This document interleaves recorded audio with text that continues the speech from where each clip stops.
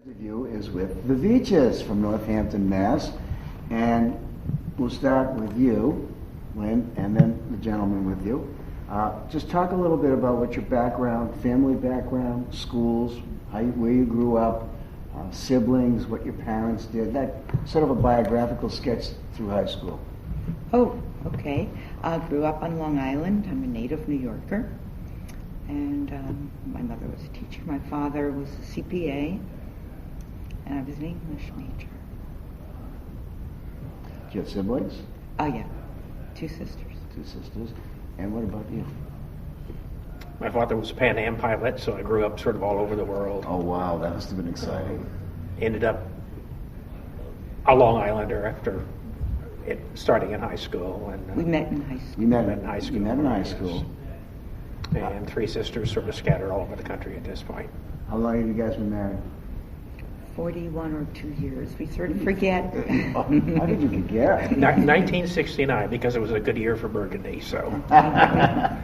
So they well remembered.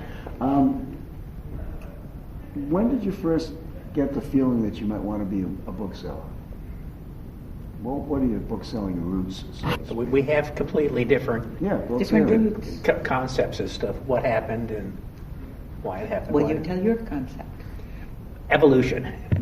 I mean, we started I think both of us did as first edition collectors, mostly interested in authors that we liked, and perhaps got tired of them or had opportunities to buy things as we were studying values and whatnot, and started selling a few things, mostly through the ABAA Bookman's Weekly, occasionally List and things like that. Went to a few fairs, got a few catalogs through a job that Lynne was involved in, and started seeing some private press material that we really didn't understand what it was or why it was getting the kinds of prices it was. The Kelmscott Chaucer, we saw it at the New York Public Library, and it blew our minds away. Bob decided he wanted to print one, and he went out and bought a printing press. I decided I wanted to own one. Not one he printed. Not one he printed? No. And we were hooked. You got hooked on it. Did you start together, or did Bob start first and you came along on the trip, or was this a joint venture between the two of you from the outset? I think it was, really, every step of the way. Before we were married, and I was a graduate student, I had a job, a fellowship, to spend as much money as quickly as possible, for the university, the late 60s, when they had all that money. I fondly remember those days. At Stony Brook, they wanted to offer a doctorate in English, and the library wasn't good enough because it was a science school. So they gave me all this money and all this staff and said, bye. And Mags found out, and Quaritch found out, and we were getting proof catalogs, and I would take them home at night because Bob and I would look at them and say, my Lord, look what these books cost. What are they? Because we had no idea. And we just educated ourselves. And then we started reading biographies, autobiographies, about this wonderful life of travel to England every summer, selling. Yes, nothing about the packing and the work and the books that didn't sell. Yeah. Right. Well, Lynne, of course, read the Rosenbach, and immediately decided that was the life and for her. David Randall, and I said, I want to live like this. We're still working on it. I like Charlie Everett. Yes. Adventures of a Treasure Hunter, things just falling out of attics. Yeah. Well, of course, it didn't happen that way. No. But it made for good reading, didn't it? Yeah, this is the life. When did you put out your first catalog?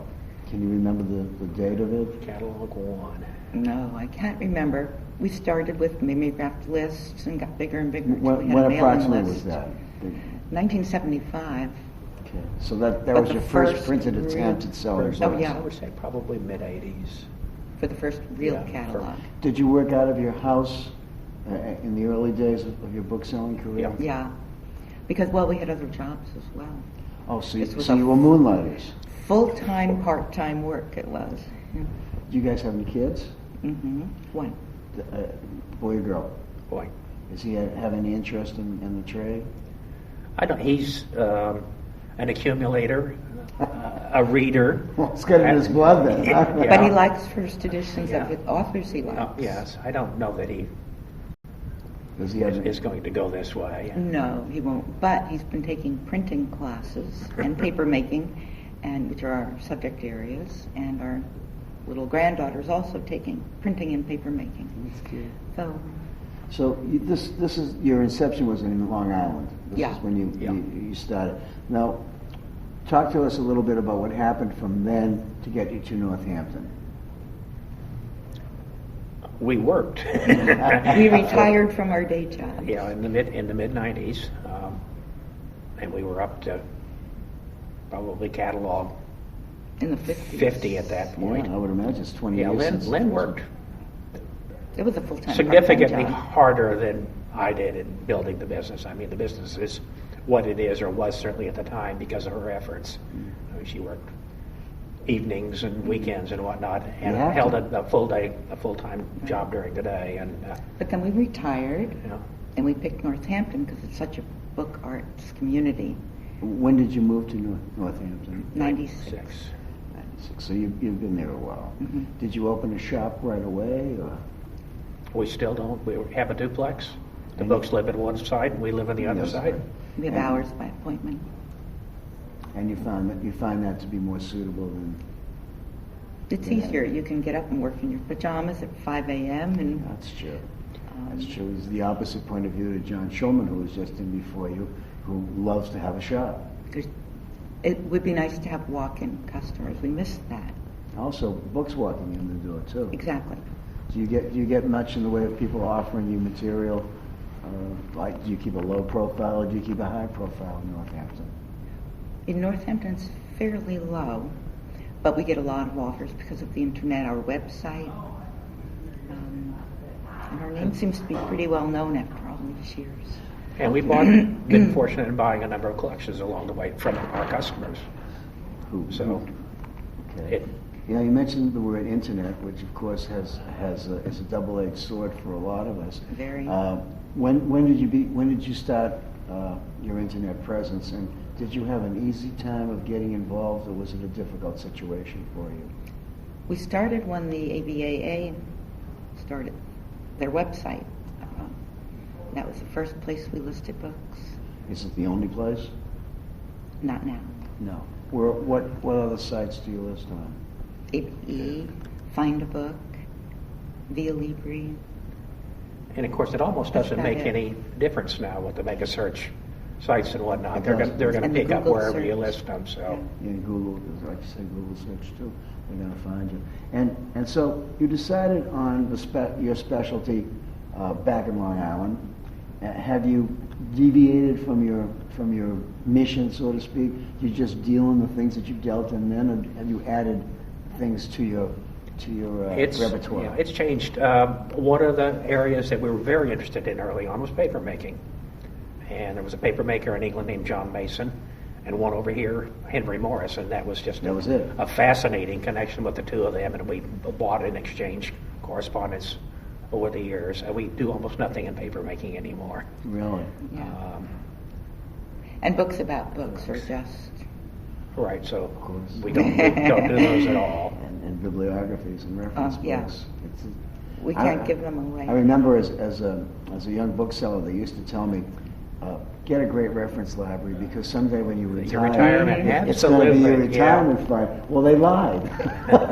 They Well, didn't know. the internet did that, of course. Of course, Yeah. of course, it ruined all our hopes and dreams. Yeah, that's a So shame. we definitely are veering toward the physical object. You know, beautiful bindings, Yeah. artists' books. On the internet, when you have your stuff up, do you picture your material? As much as possible. We're not good photographers, and it's tedious.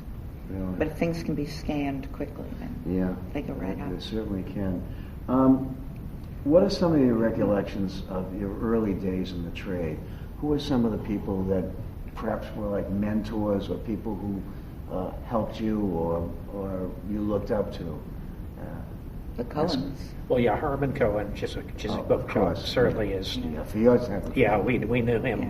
from as customers. He knew we'd started business along the He way. sponsored us, actually. Remember? He was your Yeah, sponsor? Yeah. Mhm. And at one point, someone had offered him a number of Dart Hunter folios on paper making, and for whatever reason, he decided he didn't want them, and he called me, said, I've got somebody here in the city who's selling these. You should try to get them. He set up an appointment. I went in there, and Yeah, they were very helpful, yeah, very nice people. really nice. And Dawson's Bookshop and Kit Curry in particular. Yeah. Oh, Kit. At Kit's Dawson's, yeah. I mean, we had developed a relationship with her over the years. And I would call Dawson's and ask for Kit. I mean, I wouldn't talk to anyone at Dawson's other than Kit. I don't blame you. Yeah. Well, they And were so the those- two major those two. influences. And Those First those were your two Yeah. major. But of course, they were dealing in the kind of material we Yeah. were interested in, as both collectors and booksellers. So, do you travel much in the course of your book selling life? Do you go out scouting, or do you scout the internet, or what are some of your acquisition scenarios? We used to scout years ago, New England. When there were all the bookshops. book Yeah, barns the right. bookshops and- were And open, antique shops that Yeah. had a book section and whatnot. Yeah. Um, Even my mom would come back from antique shops with these huge old type specimens for Oh, yeah. $10. The good old days. Yeah. Which But don't exist we don't anymore. do that now. No, we go to and- book fairs. yeah. They're good sources. Yeah. What percentage of your business would you say is done through catalog, through the internet, through book fairs? Say catalogs are probably 60 to 75%, and book fairs and the Yeah. internet split the difference. Difference.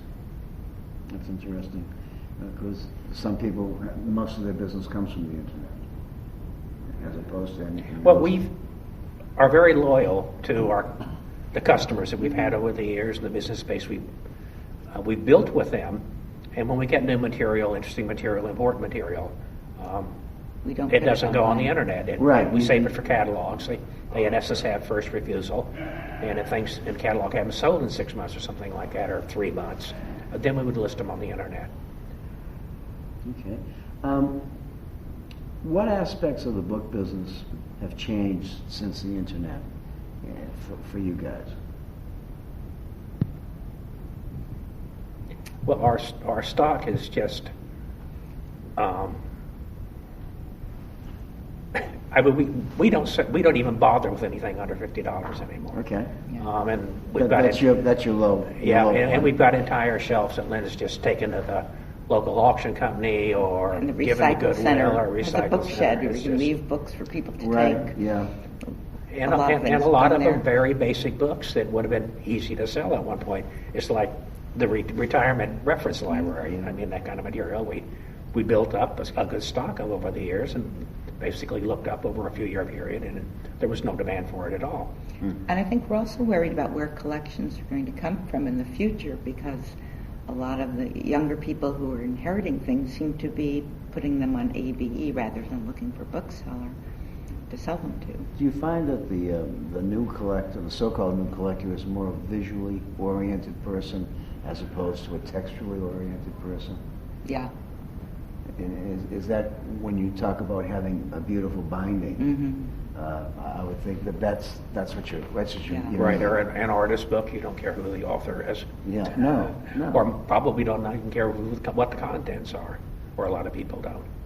Yeah, I see some of the books that Priscilla has with those incredible bindings. Yeah, that's- Yeah. They're just, But we still love beautiful typography. So I think any text that's appealing, a classic or something like that, in a beautiful format, beautiful letterpress, we've continued to carry that.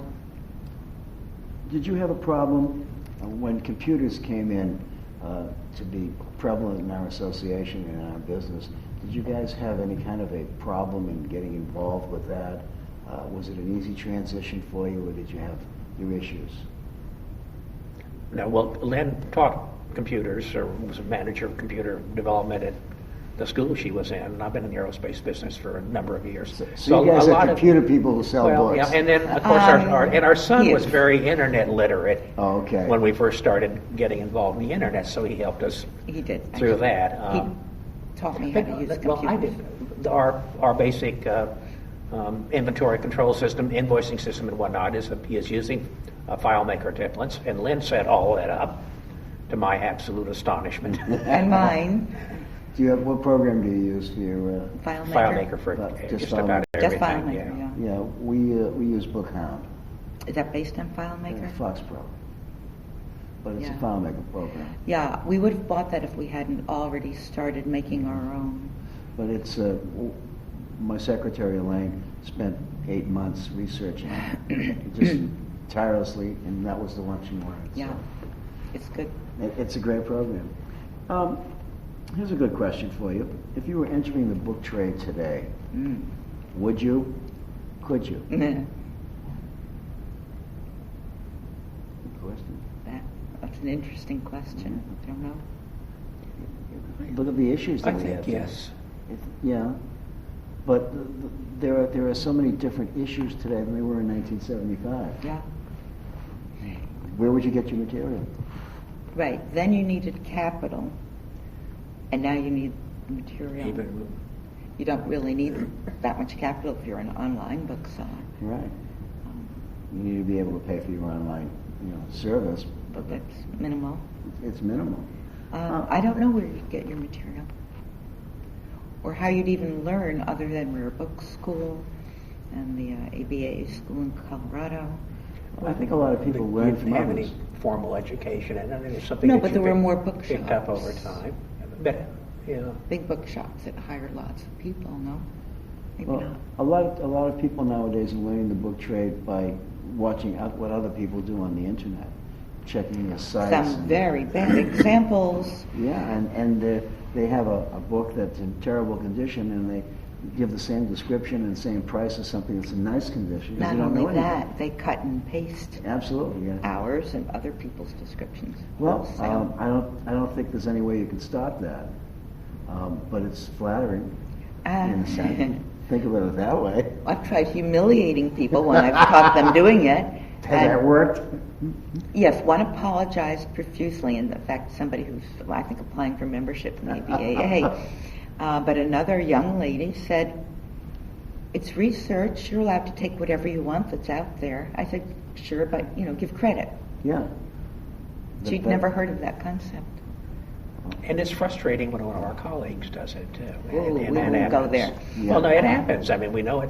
I'm sure it happens to all of us. I see my descriptions in other people's catalogs. And you work so hard on them. But I don't really, it doesn't really bother me, to Oh. tell you the truth. I just sort of move on. There's not much we can do. Oh, no. What are some of the challenges that you see for the antiquarian book trade as we move forward in the next 5 or 10 years? Finding new customers to replace the aging Yeah. ones. And finding colleagues to replace the The aging aging one. ones. Well, I was going to And say finding that, more yeah. books. Yeah, we are, as a group, a bit advanced in age, and I would venture to say there are very few booksellers under the age of 45 in our association, if you Yeah. think about it. Most of us are, teetering on the edge.